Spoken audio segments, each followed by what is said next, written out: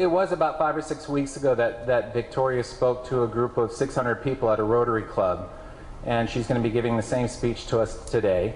And I saw it, I think a week or so after it hit the web, it started going around, and so I quickly got on the phone and talked with her dad Zane and invited them here. And so we have a very special treat. So Victoria, come on up, do your thing.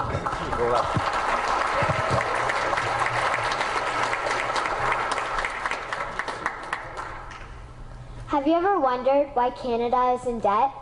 Have you ever wondered why the government forces Canadians to pay so many taxes? Have you ever wondered why the bankers from the largest private banks are becoming wealthier and the rest of us are not? Have you ever wondered why the gross national debt is over $800 billion? Or why we are spending $160 million a day on the interest of the national debt? That's $60 billion a year. Have you ever wondered who receives the $60 billion? What I have discovered is the banks and the government have colluded to financially enslave the people of Canada. I will share with you 3 important points of reference which will hopefully spark enough interest and concern for you to continue the research on your own and to engage your government to stop this criminal act against the people of Canada. First, we will briefly examine the Bank of Canada. Second, we will see how our banking system works today.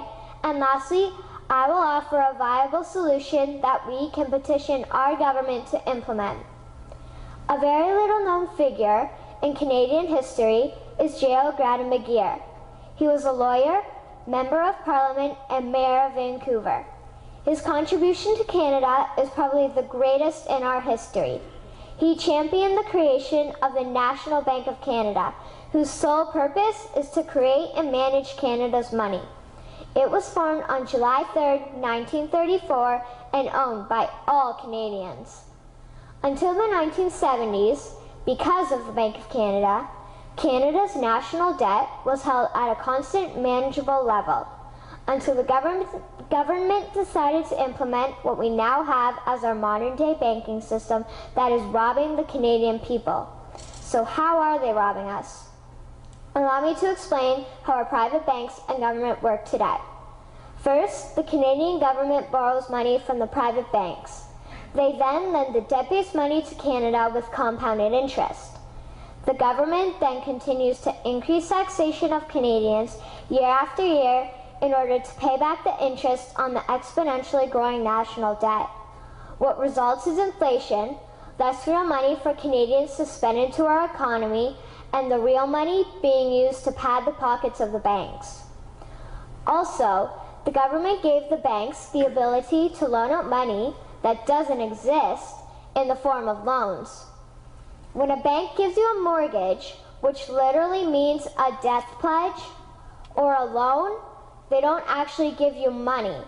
They click a key on a computer and generate the fake money out of thin air. They don't actually have it in their bank vaults.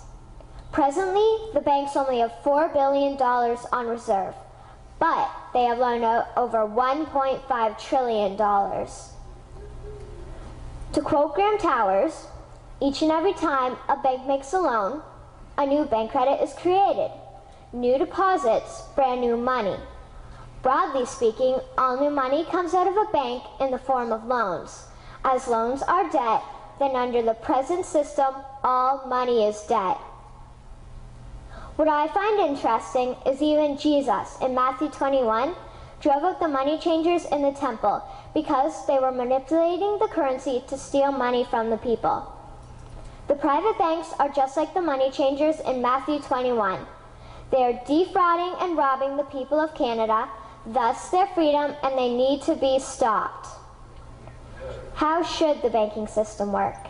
In an infamous interview, Mr. McGeer asked Mr. Towers, "Can you tell me why a government with power to create money should give that power away to a private monopoly and then borrow that which Parliament can create itself back at interest to the point of national bankruptcy?"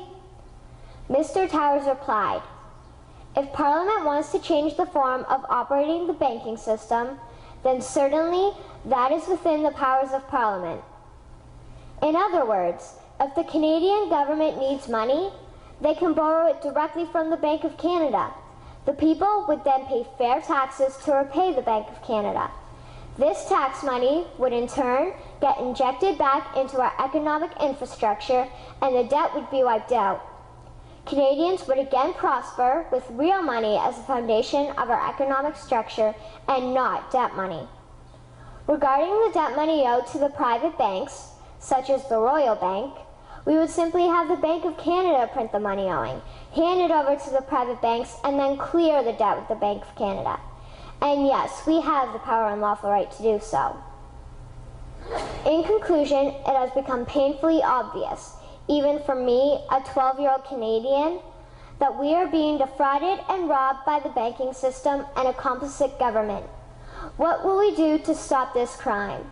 What will we do to ensure that the next generation will live free and clear of the debt-based economy that enslaves them to the banks? Margaret Mead said the following, and I hope that all of you remember this. Never doubt that a small group of people can change the world. Indeed, it is the only thing that ever has. Thank you.